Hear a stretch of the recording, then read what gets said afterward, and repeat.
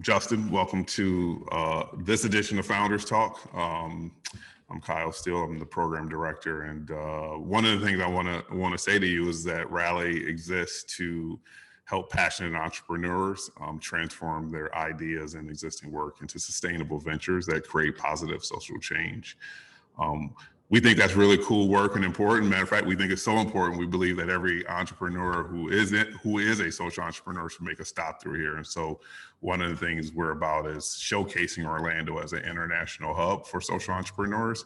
And the ways that we do that is by bringing smart, awesome individuals who live here in Orlando or Central Florida to this talk. And you are one of those people. So welcome for making the cut.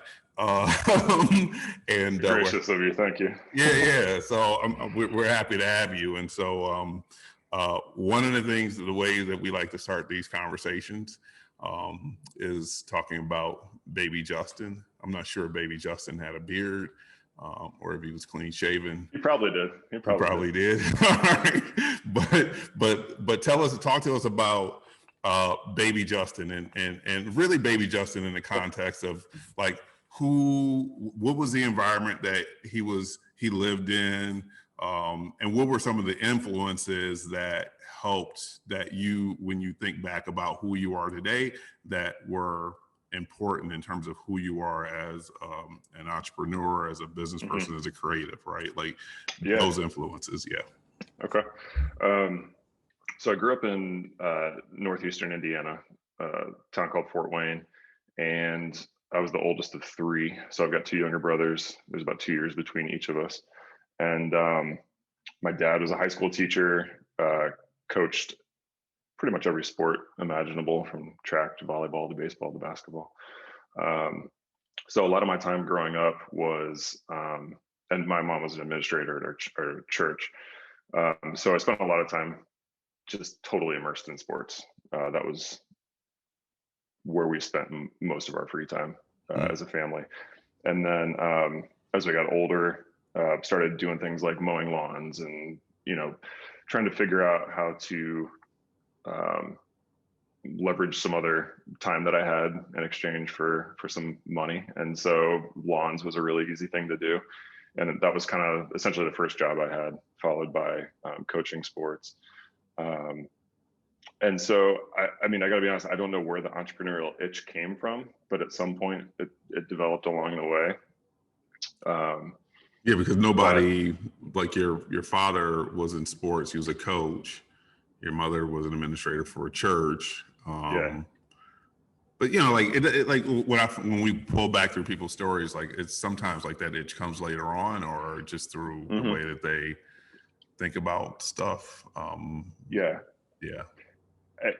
So I didn't have, like, nobody in my family, even extended family, was a entrepreneur of any sort. A lot of educators in my family, a lot of people in ministry. So I think it started happening in college. That's kind of the fork that I can look back and see a little more clearly. I played baseball at a small college in Indiana, and I was. You played baseball in college?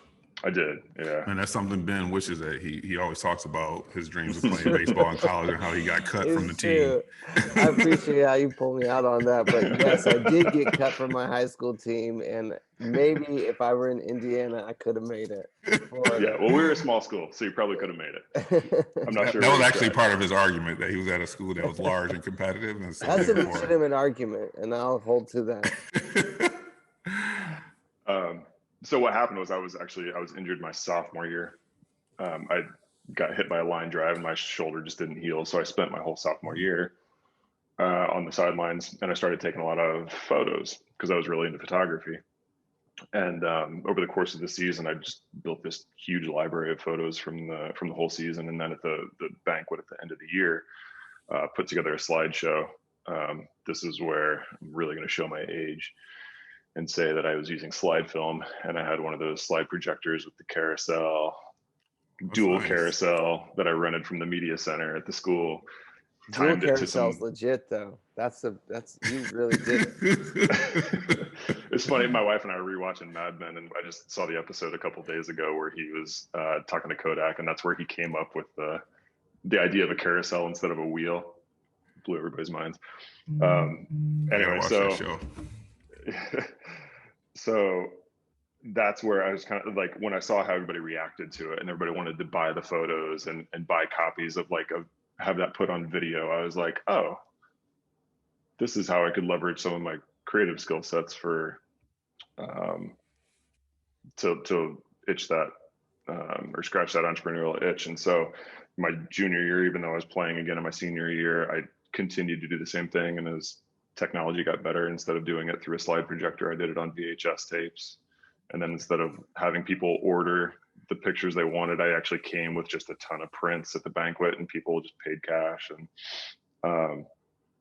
well, okay, so I'm starting to hear your entrepreneurial story develop here, yeah, actually, because I don't think you give enough credit to the mowing lawn situation. I think you started mowing lawns. What was the reason why you mowed lawns? Like, because you just needed money, or you were just looking for something to do? Were you trying to buy something?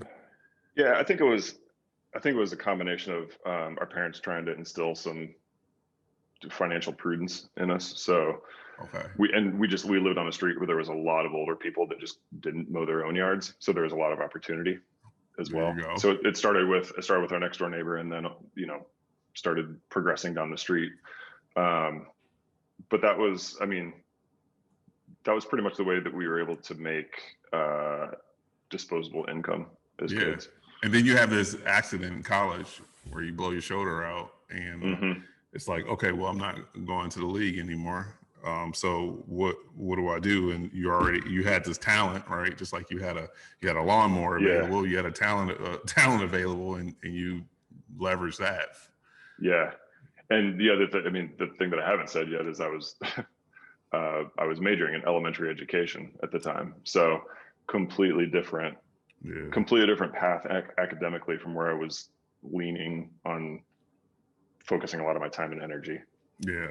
So that's another just sort of interesting part of the backstory is I felt sort of, call it obligation. I don't know if that's too strong of a word, but because I was from a family of so many educators, and I just kind of assumed that's what I was going to do as I was growing up, majored in elementary education and was working on a studio art minor, but ultimately I substitute taught for one day, and then I was done teaching.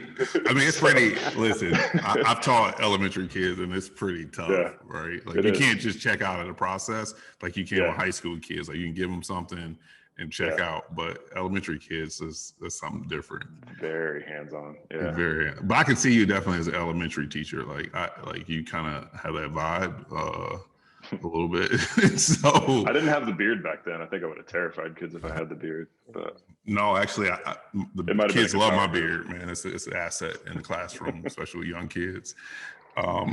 So all right, so you had the carousel, you had people buy your prints, and then like I look back on your LinkedIn and you have all this art background, right? Like it was like a lot of things related to art. So is that where you said, look, I'm about this art, and let me just see how I can make this a job? Is that it's kind of okay? Yeah. So my wife and I, we got married in 2003, we got married in 2003, and then at the very end of 2003, beginning of 2004, we moved from Indiana to Orlando. And we lived here for 10 years. So we were here from end of 2003 to 2013. And so during that time, when we first moved down, I actually just waited tables right down the street at White Wolf Cafe. It was my first job in Orlando. And I love that place.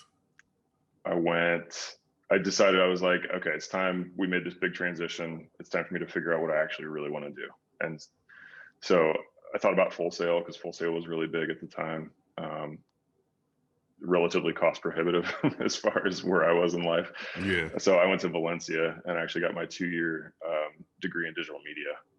And so during that time, I was working at White Wolf. I was working for a construction company that was installing doors and locks and new construction. So there would be days when I'd get up at 4 a.m., drive over to Brevard County, work on a job site until noon, come back, go to a class, go to White Wolf, wait tables. Oh man. until 9 o'clock that night. It was crazy. And we were newly married at the time too. But that's kind of where that formally set me on the path. And then as I was getting ready to finish my degree at Valencia, I hooked up with an entrepreneur that was starting something brand new. And I was kind of his right-hand man, employee number one, as we tried to grow that business. Were you just doing art stuff for him? Like, was it? So I was doing video production. Video production. Okay. Yeah, mostly started with photography and video production at the beginning. And so I was producing all of his, he was a sales trainer and did a lot of sales training for organizations, training their sales staff on, all the different things that were part of the sales process. And so I was producing all the video content because it was delivered online. Were you, can you remember thinking about like coming out of school and taking a job with a startup? Like there's a definite personality that is okay with that. And there's a personality that's like, why would I do that? I just got the degree. I'm going to go make sure I got a paycheck coming. Can you remember what you were thinking when you took that? So it was really exciting as an opportunity to get out of waiting tables, to be totally honest with you. Because when I first started with him, I was really just a 1099. Like he wasn't flush with cash to the degree that he could offer me a salary and benefits and all that kind of stuff. But I was just so excited at the chance to stop waiting tables. It just seemed like the best move. And this was at a time before startup really became kind of had the reputation that it does today, where there's big opportunity and big momentum and all these things. Yeah. I didn't even really refer to it as a startup at the time. That's kind of where I learned what a startup was. I didn't know it at the time. He probably had like a 40-page business plan, didn't he? No. He was a sales guy. He wasn't detail. So okay. So y'all are really winging it. All right. Yeah. So that was the first job where I really sort of established my path in the creative field, but also just like creative management and leadership and creative process and things like that. So learned a lot. It was actually I think I learned a lot about sales, which is definitely not part of my personality, but I think there's a lot of value in learning about the sales process and what resonates with people. And so the fact that company ultimately did not succeed. And when my wife was seven months pregnant, it was Valentine's Day. The founder came in, sat us down, and was like, "Guys, I'm out of money." Oh man, I got nothing left. Like no warning, no nothing. So it was Valentine's Day. We're gonna have a baby in a few months, and I had to go home and tell my wife, I'm like, it's over. Like I'm not getting my last 2 paychecks. Did you at least bring her some flowers and some chocolate or something? Like, how did you solve Man, that? you don't have any money. He's not buying flowers. We had reservations. We had reservations at Crest Chop House for that night. Did you cancel and we ended up canceling them, and I went to McDonald's and got Big Macs. Hey, listen, marriages are built on those formative experiences like that. True. So that's why y'all are good. We wouldn't trade them. We really wouldn't. So did you, once they closed shop, did you, or once that happened, like, I mean, like that sounds pretty traumatic. And I would think that you'd be like, okay, I'm not about to do this anymore. I'm about to go secure the bag in a bigger company. What was your next thought? Did you jump into another startup, or did you actually go to a company? Or kind of did actually. There was another guy who I had met that was he had been doing this for longer, so he was a little bit more established. Software company that had like primary operation here in Orlando, had a big engineering department over in Mumbai, and he had a business partner in Mumbai. And so I spent sort of, might call it my recovery phase, working with him as an independent contractor, managing engineers and designers from this team in Mumbai. And I did that for about, I want to say 6 months. And ultimately I ended up, as I was trying to figure out like how to get a little bit more stable and get out of the uncertainty of being in the startup sphere, I saw a posting for a art director job at Island One Resorts, which is it's no longer Island One Resorts, but at the time it was a pretty good sized timeshare company here in town. And so I went there in, God, I want to say August. And then the credit collapse happened 2 months later. And so I was in my first safe corporate job. And then within 2 months, half my team was gone. We all took salary cuts. Oh, man. So I'm seeing this theme as I'm describing all this, that there's really no certainty of safety. Oh, I love that. No matter where you are. That's so good, because I feel like, I've been building stuff for like 10 years. And one of the lies is always that if I just took a job with someone else, then I wouldn't have the stress and it would be secure. Yeah. But the truth is, like, it's only as secure as the company or the people. It's not any more secure than anything else. And like, really getting into a place where security can be a state of mind, where I realize, like, I can find the solutions are out there.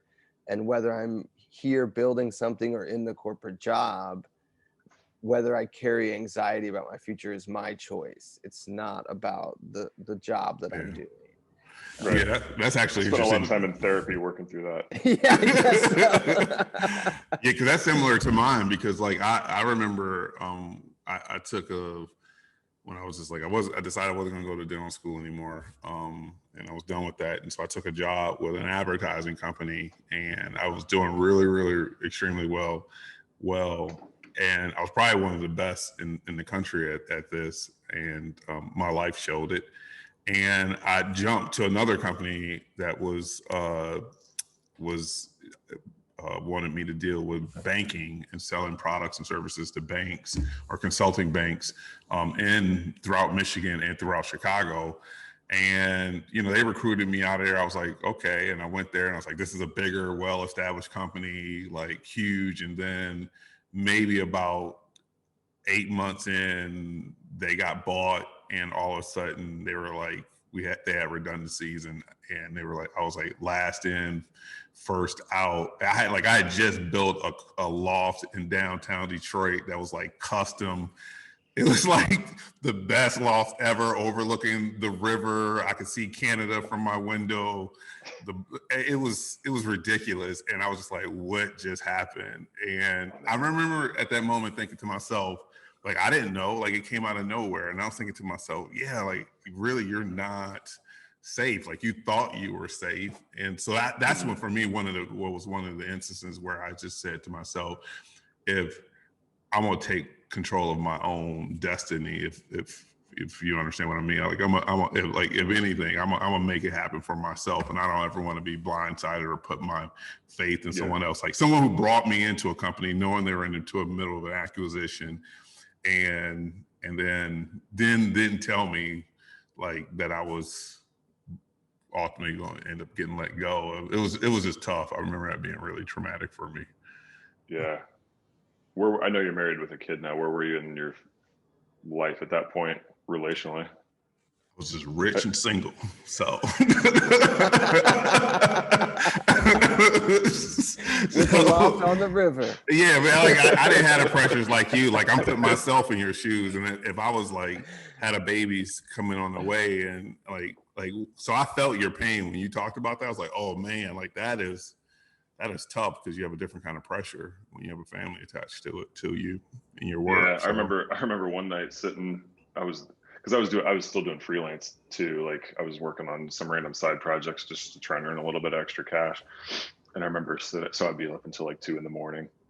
every night just working on side projects. But I remember one time my son just did not sleep when he was a baby, and so one night I had him up, and he was in one of those little, I forget what they're called, the bouncy chairs right next to my desk. I looked at him, I just started sobbing. Like I didn't know how I was gonna take care of him, because I was going through this huge transition.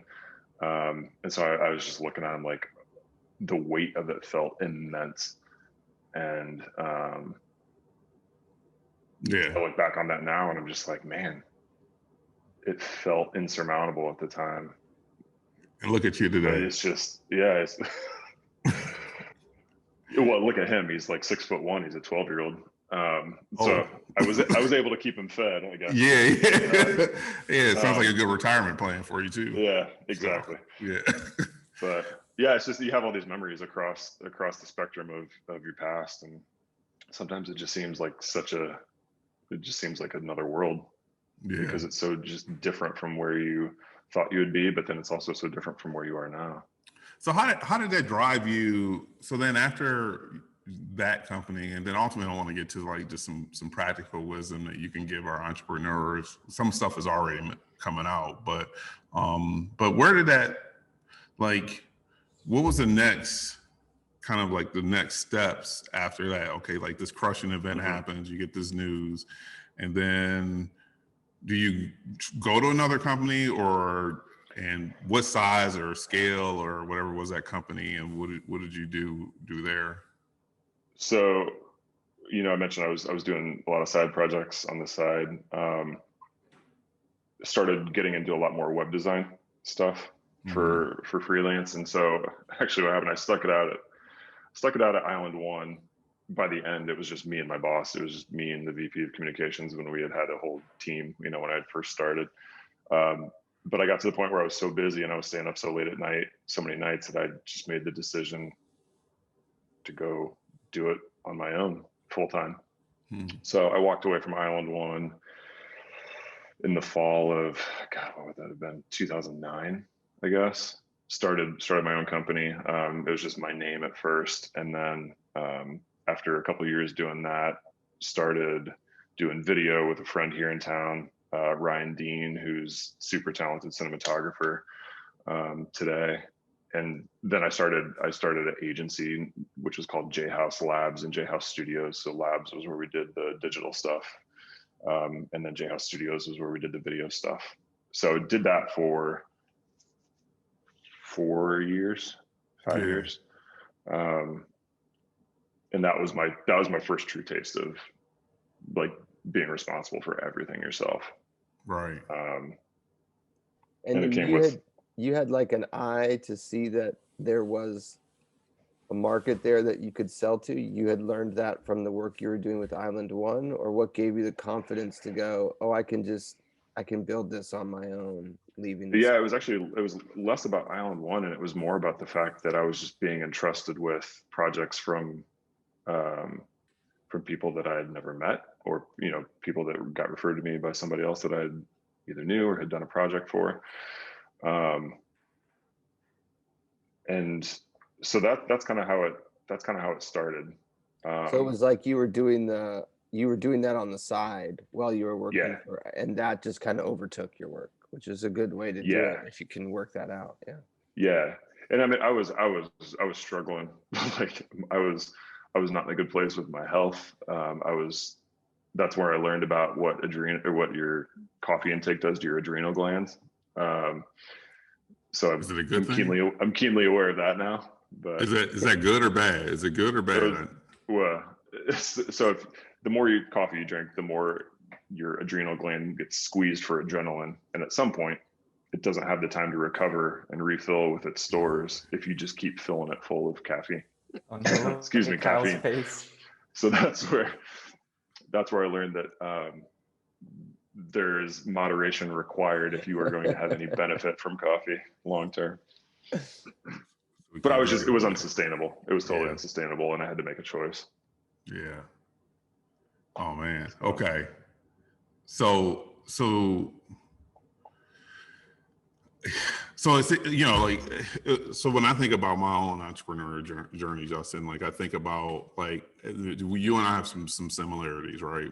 I wasn't on the art end of it, but I remember as a kid just doing things just to make money, right? I saw opportunities, whether it was to start a zoo in my backyard because I figured out kids will pay me $0.25 to do it. Whether I was like shoveling snow. When I got to college, I started reselling books and selling the cable out of my room because I had the only room in the dorm that had cable at the time. I'm not sure why I was wired that way, and I took advantage of that opportunity. And then I had a degree, and then I had similar instances where I was working for companies, established, got laid off, things like that.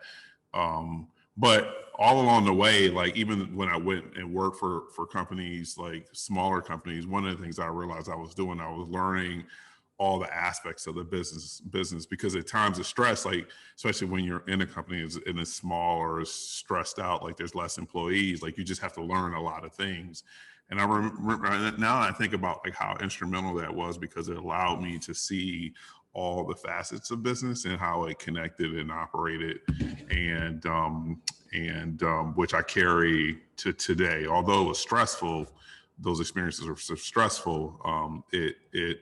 They were very helpful in terms of, helping me do what I do today. And so, and then I just liked, and ultimately what it came down to was just like, I like building things like with people. So when you when you joined Vertical, what was it about that experience? Was it a true startup, and what was it about that experience after all that you have been through? What was it about that experience that made you say, okay, I want to do this? Yeah. So there's actually a gap in there that I'll fill real quickly. So after doing the J House thing for a few years, I kind of realized Orlando's a really tough place for that particular service, because there's just an influx of talent between Valencia, Full Sail, UCF. There's just so many people that can do websites, that can do video, and it was really hard to compete here and build a business on it. At least it was for me. I know other people have done really well with it, but I just got to the point where it wasn't fun anymore. I wasn't doing the fun stuff. I was worried about proposals, worried about networking, worried about, being able to make payroll, those sorts of things. So during that time, I realized I was starting to gravitate more towards the idea of a product rather than an agency model. So I started looking around. My wife and I came to the conclusion, like, this is also not sustainable. And so what's the next step for me on this new path that I was on? So I started looking around for some product jobs as a product designer, art director. Found one in Chicago, and flew up and interviewed summer of 2013. Tiny startup called Spotlight, which was about 11 people at the time, and it was a company that was building a platform for employers to offer an enrollment experience for their employees through this platform called Spotlight, rather than doing it through paper applications. Right. So I joined as the art director. 18 months after I joined, we got acquired by a bigger company called Rally Health. And then I was at Rally Health for about 2 years, and we were just growing like crazy. And then Rally got acquired by United Health Group. So I went through 2 acquisitions between 2003 and 2011. I'm sorry. I'm getting my timelines all confused. Between 2013 and 17, I went through a couple acquisitions. Okay. And so the scenery, I had a ton of fun at Spotlight. It was an absolute blast. Total, like, old brick building in River North in Chicago. Just be able to walk coming from Orlando, being able to walk through the city and grab lunch. And we moved to Evanston when we first moved there. So we were close to Northwestern's campus. We were close to the lake. It was really, really cool. Yeah, it is cool. And so that's where we kind of really restabilized, and I sort of realized, like, this is what I was meant to do.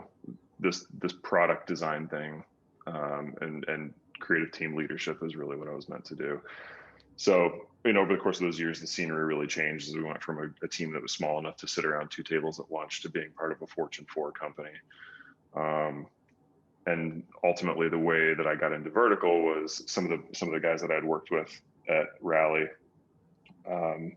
started trickling out after they did their rest invest, which I don't know how everybody knows what that means, but basically, we were compensated with UHG stock, and it was doing pretty well at the time. So a couple of guys that I worked with, Mike and Nathan, were married, didn't have kids. So they just basically took a year off, wanted to decide what they were going to do next. Nathan was very engineering focused. Mike was very product focused. And during the course of that year, Mike connected with an old buddy from Deloitte who had also been working with a friend of his named Aaron on a solution for the title industry that could be solved with a SaaS model. And so the four of those guys ultimately co-founded Vertical in the early stages.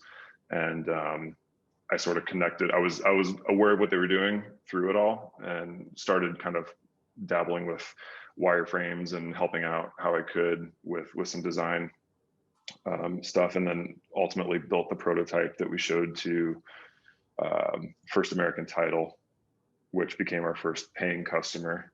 So they're the second biggest title company in the country. And then once that happened, then we were able to raise some money, and then I left United and joined full time. And then 3 of our engineers left and joined full time. So and then our most recent hire was a guy that I knew from the suburbs up in Chicago, who was the guy that created the sales process for a company called Textura way back in the early days of Textura. They ultimately went public and then got acquired by Oracle. But he was kind of our white whale as far as somebody that knew this really, really specific industry, was a total startup guy at heart, and was looking for a transition. So he just started with us back in October. So there's 9 of us that are full-time now. 6 of us have worked together before. Yeah. That's kind of, that's where we are now. And that's how I got there. I like part of that. The part that jumped out to me was you saying, figuring out really what you were meant to do. And I don't know, it's like, it's one of the things I've been thinking a lot about. It's like maybe a best case scenario for getting older is you realize the things that you're not good at, and you kind of stop doing them and have the confidence to let other people do them. And you're in a position to be able to spend more time doing fewer things, but you're better at those fewer things. Yeah. And it feels totally like that's cool to see that happen kind of in your story, all the way from college and kind of moving back and forth through different things, and it narrowing down for you is it's really cool. Did you have that experience that way when you took this role with Vertical? What do you mean specifically about that experience? Like, I mean, did you experience it as, oh wow, you said like this is what I was made to do? Was it hard to like narrow down, and there's some things you're not doing now that you used to do? Do you find that difficult? Is the team around you different than a team that you've had before? Are you aware of things that you don't do well that you used to have to just cover those bases? Yeah, I mean, a couple of things stand out. I think one, back when I owned my own business, I definitely leaned in the direction of micromanagement, and I did a lot of things myself that I told myself it just made more sense to do it myself instead of teaching somebody else how to do it, because if I got to spend the time teaching them, why not just do it myself? And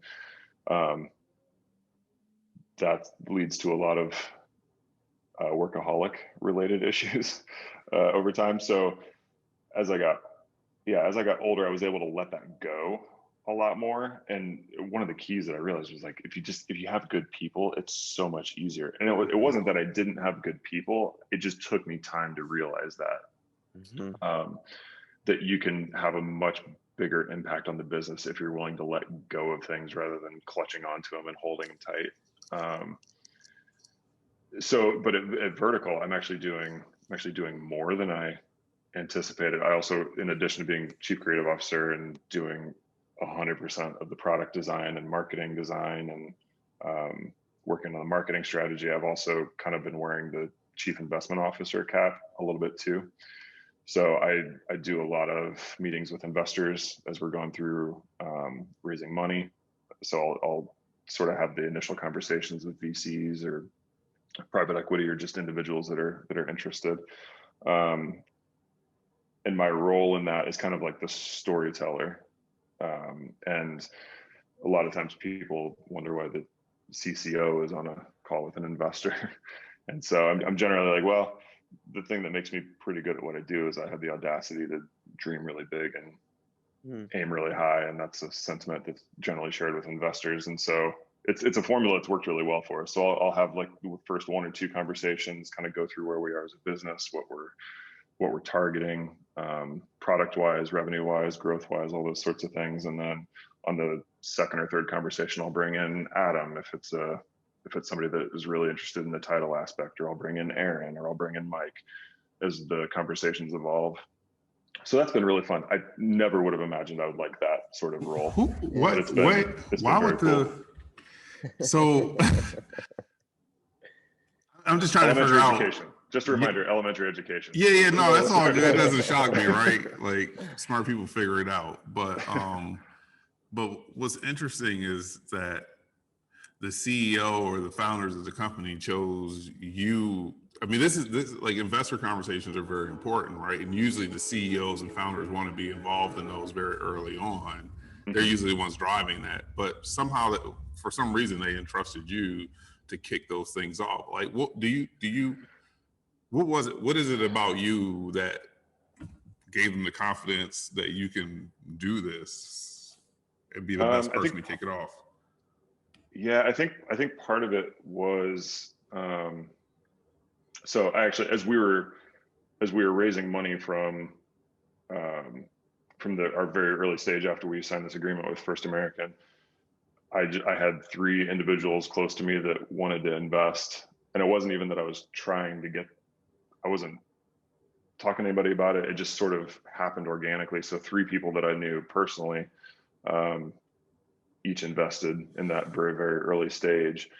So I had close personal relationships that were now tied to us as a business. But I think it's also just, I guess I have a personality that does pretty well one-on-one.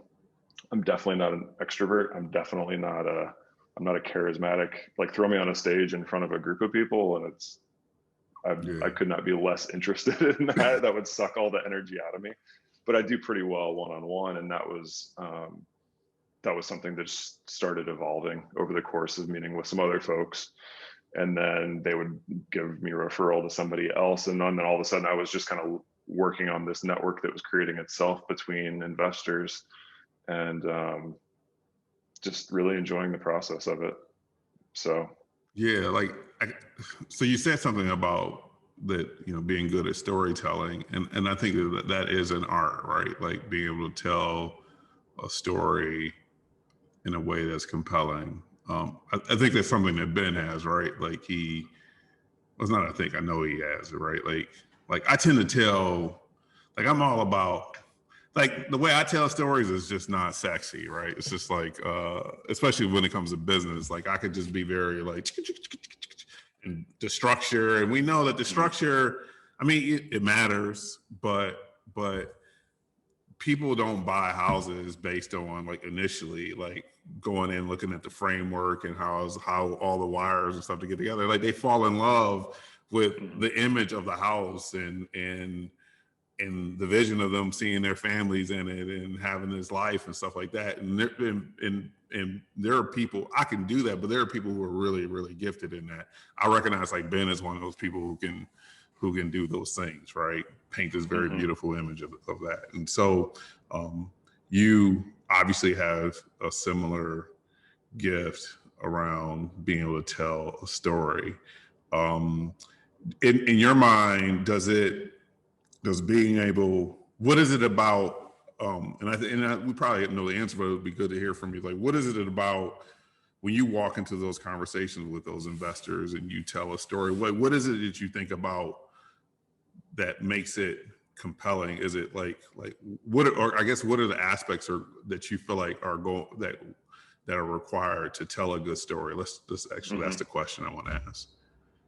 I think early on, before I started down the product path, I think I always had this mentality that you have to be everything to everybody. And I think what makes our story really unique is we are so nuanced and so specific in the problem that we're tackling. It's incredibly unsexy, the problem in and of itself. However, the opportunity that's tied to it is very compelling. And so like some of the VCs that I've talked to, they invest purely in construction technology. And so like that is where their focus is. And so these people understand this problem really well. And then for them to have somebody that's coming to pitch them the solution that is so necessary, but just doesn't really exist, or it exists in a couple other forms in the market. And then they find out about our background as a team, like working in healthcare, building,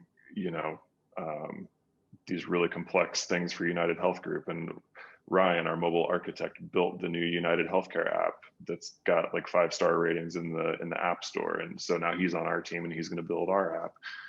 So the team aspect of what we have is really, really compelling too. So when you bring those couple of things together, it does start creating this really compelling narrative of these guys that have worked together over the past 6 years, solving really complex business problems for consumers and for businesses. So they did it in healthcare and they did really well at it. Now they're tackling a different industry where lack of innovation still applies, and there's still a ton of opportunity. And there have been times where I've looked at like Zach, our director of engineering, and I'm like, man, do you ever just want to go back to healthcare where it was easy? Yeah. This construction finance stuff is so freaking complicated and there's so much to it. And it's really our biggest competitor is Excel. And like the old way of doing things. We're not generally competing against another platform. We're just competing against a business that's been around for 30 years. And the project accountants have been there for 20 years and they've built their own processes and they're comfortable with them. And so that's the hardest part of the story to tell, is like, you've got these people that are really entrenched in their ways and they've got a system of doing things that works well. It's just not super scalable. But what we've done can really move the needle insofar as like adopting this new way of approaching your disbursement process that it removes a lot of the errors. It removes a lot of the need for additional labor. It reduces time on task and like all of these things. And so that's what makes it a compelling story in the construction space. I like that a lot, Justin. It makes me think of several things right away, but one of them for everybody on the call is like, you heard him say what's compelling to the investors is a really clear identification of a narrow niche market with a clear customer segment. And then you heard him say that it's a complex problem, but he's got an elementary school teacher's notion on how to describe it. So he's like thinking about bite-sized versions of information that can be layered in order to expose the complex problem. And then the other interesting challenge that I think is relevant on the call here with some of our founders is that your competitors are not necessarily other people trying to do the same thing as you, but antiquated solutions. Have you guys thought about how you sell to people that are used to antiquated solutions and convince them there's a better way to do it? Yeah, it's a challenge. The way that it looks usually is, and I guess I'll take one step back. So we started with First American as a title company, and they're just one participant in the payment chain of construction finance. So initially we thought, we were just going to be building the solution to serve them and then try and resell it to other title companies. What we found is there's a ton of opportunity in the GC space. And so the GCs are where we've spent the last year, almost 18 months at this point, building out new features and functionality to help the GCs like earlier on in the process before it even gets to the title companies, so that the GC's office can build a cleaner, it's called a general contractor sworn statement that they have to do every month. So even though like sometimes we'll have a GC that's really, really interested in what we're doing, what we found is that the project accountants in the GC's office are the ones that actually have to be the ones that sign off on it. Like they've got to be the ones that are impressed. They've got to believe that this is really going to change the business for the better. They've also got to overcome the potential threat that this platform could replace them. which is not what we're trying to do. We're just trying to make sure that as a company grows, they don't have to hire anybody else when they've got better systems in place. So it's, I don't like, we're still going to be learning a lot as we get further down this road. What I do know is the sales cycle is very long. And so we've had to get really comfortable with engaging as long as it takes and making sure that we are bringing the other people from the GC's office into the conversation. So, because it's not going to succeed. The GC could sign off on it and go back and try and force it down everybody's throats, and that's just not going to be a way that it gets adopted. So we're in the unique position of really having to prove it out to everybody that's going to be a user of it and getting their blessing before a GC would ever commit to it. I like that that commitment to stay engaged with them. I feel like sometimes, especially early on, when a conversation goes quiet, we can back out rather than staying consistently engaged in a way until you actually get a no, right? I feel like sometimes we back out of the sale before the sale actually goes away because we just get tired. And so the commitment to stay consistently engaged, I think, is really good, especially early. Once you get the flywheel going, you might be able to speed up that sales cycle. But those first couple ones, you've got to just be really committed to. I appreciate you saying that. Yeah. And another thing I'll add to that, and I want to go back just a little bit, just briefly, is just that you talked about team, right? Like you had the right team, right? So, and how that was important, and that you're bringing this really this team that is perfectly positioned to tackle this complex but nuanced problem. And so I want to make sure everybody hears that. But then moving forward, like I can imagine, like I have some experience with title companies, and when you start talking about the construction business, I have friends who are in the construction business. It is very like old school. They do things a certain way, and so I can definitely, it resonates with me when you say like the status quo is an Excel spreadsheet. They like it is complicated, but they've been doing it that way, and they just believe it's the best way. I remember trying to convince a lady in a title company that I had briefly, like I had a friend who had a title company, and I was helping him out just a little bit, and I was trying to streamline his process. And I remember having a hard time convincing.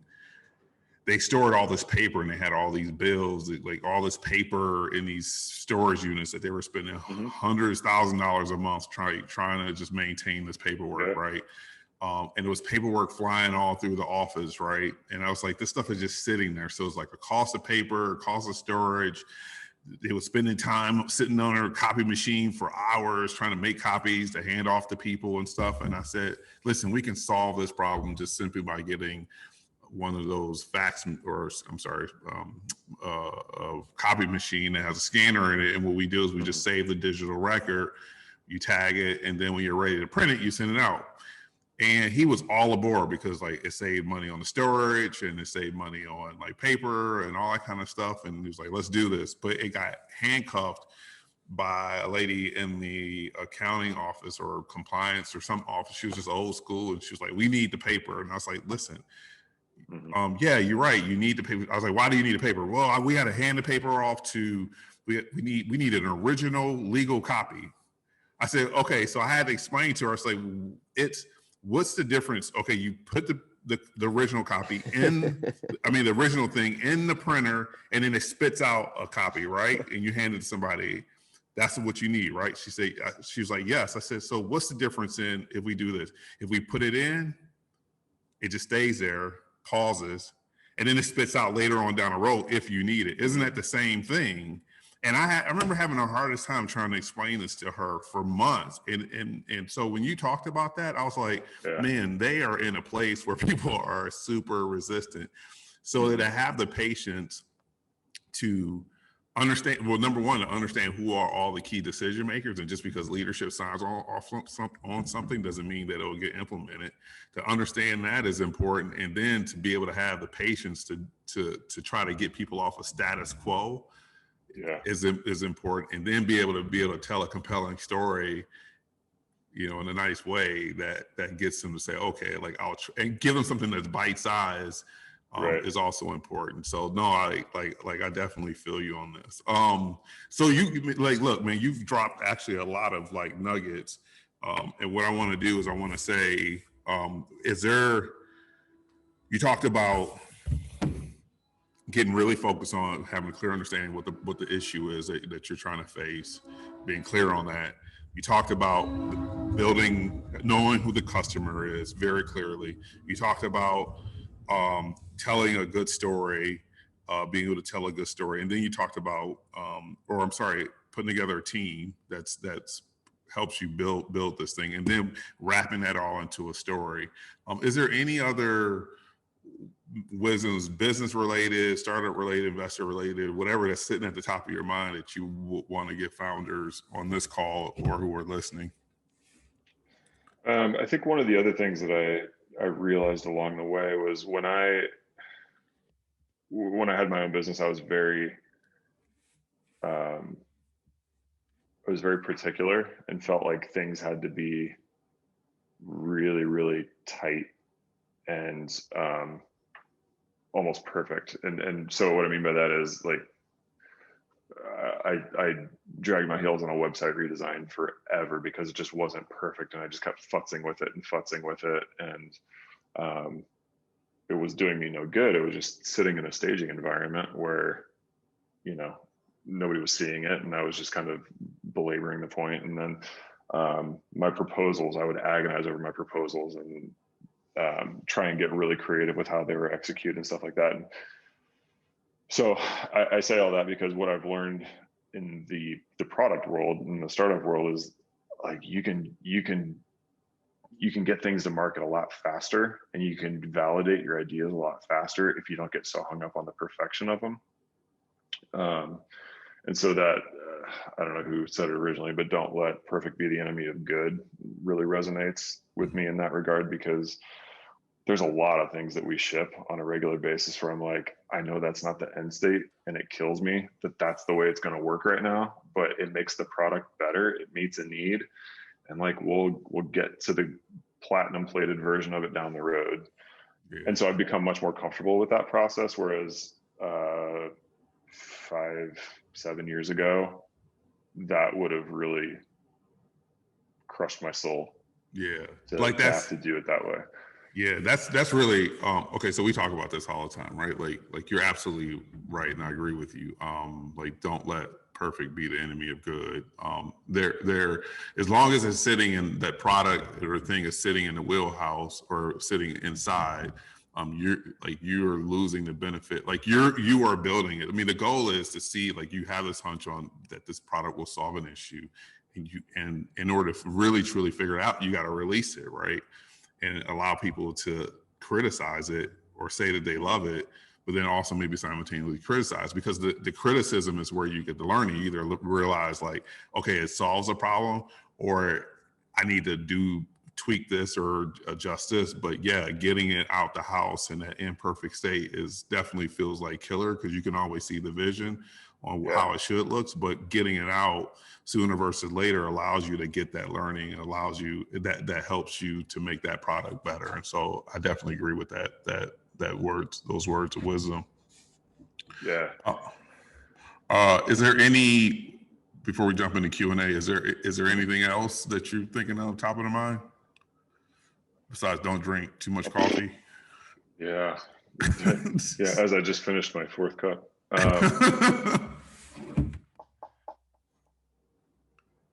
I don't know. I mean, I'll say I've had a really good partner in all of it with my wife. Like the fact that we were engaged, and I was like, I don't want to teach. I know when we were dating and engaged, like, you thought I was going to be a teacher, but guess what? I'm not.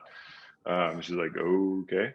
But she was just really gracious and kind of going on this journey with me, and she's been on her own. And that's been a really fun part of the story for me personally. I know it probably applies to different people in different ways, but making it making it more of a team effort, even though she's been involved in my businesses to some extent over the years, but because her gifting is in operations and bookkeeping and strategy and stuff like that. And so I've realized that I can learn a lot from setting aside my own pride in a lot of situations and being open to like her observations as an outsider. So that's how it's had some material impact on the business, but then also just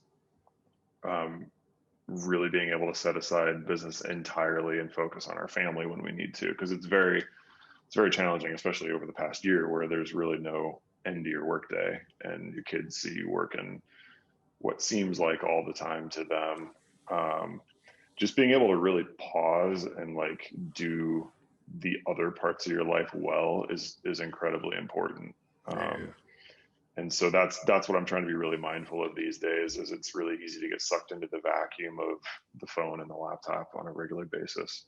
But it's not gonna feed you in a way that's gonna give you more life to be able to ultimately push you further. Yeah, startup, man, is hard. You're absolutely right. That's one of the things that like we learn, or I learned very early on, is being able to I got kind of sucked up in the culture of like grind, like we're gonna work 18-hour days, and I realized what it was doing to me health-wise. Like I remember like one of my first products that ultimately ended up getting invested, and I ended up going to this group called Dream Adventures, and I ended up going to Accelerator. I remember when we were like launching a product, getting ready for this big convention, I was just working hard, so hard. And I remember one day I thought I was about to have a heart attack. Like I sat on the floor and I was like, the room started shifting around and I just like sat on the floor. I was like, oh man, like, am I having a heart attack? And like, I'm only 20, well, no, I was only like 31 years old, and I was just like, what is going on? But I was working so hard and I was like, this isn't sustainable if I'm gonna make this work. And actually I net more now trying to do what you said, like pausing and trying to silo out my life, like work stops. Yeah. And I need to spend time with my family. And there's this benefit that, although you may not feel like it, but there's this benefit to pausing and resting from those activities, because I just come in stronger, at the end of the day. So. And the other thing there's an old adage that any task will expand to the time you allow for it. So if you have the mentality that like, I'm going to work 80 hours a week because I'm an entrepreneur and that's just what it takes. Like if you have that in your mind, the amount of work that you have to do will ultimately fill 80 hours a week. Whereas if you commit to really time boxing your day and saying like, these are my priorities and this is what I'm going to get done, it can be done faster than you think. And I've also like conversely, like there's people I've worked with that used to brag about how much they work, and I'd see them on Monday and ask how they're doing. Like, oh man, I worked all weekend, and part of me, I never said this, but part of me is like, maybe you're not that good at what you're doing. Like, I don't think it's necessarily something that you should take pride in. Like maybe you're in the wrong role. Maybe you're not doing it as well as you could be. There's always two ways of looking at it, and so that's just something else that I try and always be really hyper mindful of. Well, no, that's good, man. So we got a little time. We got about 6 minutes. Sorry, fellows. If anybody has some questions for Mr. Justin, please go ahead and open your mic up. Hey, thank you, Justin. That was incredible. You had mentioned just a longer sales cycle. Can you just talk me through a little bit on the time? Like, so GCs have multiple projects going on. When you integrate your project, does it start with a new production project and then kind of roll out as other projects? Or can you talk me through just kind of how you on board?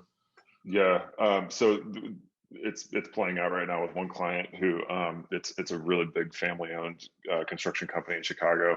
I had my first conversation with him, with the vice president and like the great grandson of the founder, a year ago, and we are just now at the point where there's a proposal on the CFO's desk with their blessing, the VP's blessing and the president's blessing, and it took us a year to get to that point. And so this is an instance where it's a big big companies. So they've got their Chicago region, they've got Indiana, Pennsylvania, and so we're just trying to crack into their Chicago presence. So our strategy with that is we're starting with a really low project count at just one office. We're going to start implementing, and this is where Adam, one of our co-founders, his skill set is in implementation. We're going to start onboarding projects that are already in process, and so we're going to show them how to export their data from another platform where they've got a lot of their accounting, and then import it into vertical. And so once we prove that out with about 40 projects, then we're going to branch out to the next office and kind of rerun that same playbook. In a perfect world, we would bring everybody's projects in all at the same time and be able to, capture that bigger piece of revenue. But really, it's going to underserve us and them, because we're not going to be able to support the amount of things that are going to happen as part of that process. And so the idea of a pilot has been really important to us. Pilot it out for 3 months, prove out the concept, reduce a lot of the resistance that customers are going to have, because they're going to get a trial period, so to speak, and they're going to be able to assess their comfort level with it. But ultimately, you can use that time to build trust as well. So that's a model that we've adopted really, really heavily over the past year, is this idea of a pilot and engaging people as partners rather than customers, so that they can have meaningful input along the way, and we can make sure that we're accounting for things that are going to meet their needs and just improve their workflows in a way that are going to be tied to revenue. Do you do services and services component with that pilot, and then also SaaS, or like a more monthly or annual license fee? Or yeah, so the short answer, we've done it all, because we're still so early on. We're trying to find the sweet spot of what works. I think we're gravitating towards a model where it's going to be price per project per month. So, and then like the more projects you have, volume pricing would bring down that price per project per month. We do have some customers that are interested in just a flat annual fee for unlimited projects, and they don't want to be worried about hitting a certain threshold. We've given them unlimited access for a license fee over the course of 12 months or 24 months, whatever the case may be. Okay. So it really depends on the customer, truthfully. And part of that, I think, is brilliant, right? Like, especially when you're dealing with people who are used to doing things a certain way, you understand there's some resistance there, you understand. And then you understand that part of the sales process is eliminating those anxieties, right? Like it's like around money, or around like, what's the risk that this is exposed me to? What's the additional workload, right? And so we always advocate that if you recognize that is the case, that part of it could be smart, especially in this early phase, so you can also get learning, is to, ideally they would love to just hand it to them and they do everything, just put the data in and it all goes well. But there's a beauty in the early stages and holding, as he said, becoming a partner with them and working very closely with them, so that you can learn as much as you can, because that's why you're given the discount for the pilot, right? It's also so you can, because you recognize there's a lot of learning that's of value to you. So you hold their hand, you see where the resistance is, you see how they use the product, you do a lot of the work to take the load off, to make it feel easier, right? You do it in small bites. Like, I think that's a brilliant way of doing it. So yeah. And the benefit, even though in B2B sales, like the sales cycle is a lot longer, once you get in, like, you're pretty entrenched, and they're not looking to flip you out for another competitor that's shiny and new 3 years from now. Like, you generally get pretty good traction once you go through this initial slog of the sales process. Yeah, no, that's cool. So we got one. Let's time for one last question, real quick one. Anybody have a quick question or a quick comment? Okay, all right. How long does it take you to grow that beard? Oh man, so I started it. God, when I started 2 weeks ago. 5 years ago. 5 years ago. So I was in the hospital in San Francisco. Long story. And so I just ended up not shaving for a while, and then just kind of liked it and just kept it. And strong. Do you cut it? Haven't turned back. Yeah. Yeah, you need Takes to a put lot some of juices. maintenance, though, man. You need. Oh, I know. I mean, you need to put some juices and berries in it if you want it to get more fuller. So you should have more growth than that after 5 years. But anyway, man, listen. It was great having you here today. Oh, likewise. Thanks for having me. Yeah, man. Like you definitely didn't prove us. You proved us correct. I mean, like you're one of the reasons why people should stop through here. The story was super compelling. I enjoyed listening to it. I enjoy having fun with you. And more importantly, I want to thank your wife because without her, you would not be here. So let's recognize that. You are definitely standing on her shoulders. So, so if we have international entrepreneurs coming through, we might have to send them her way too. Just so you know that. But I really appreciate you being here today and for this Founders Thanks Talk. for the opportunity. It was good to meet y'all.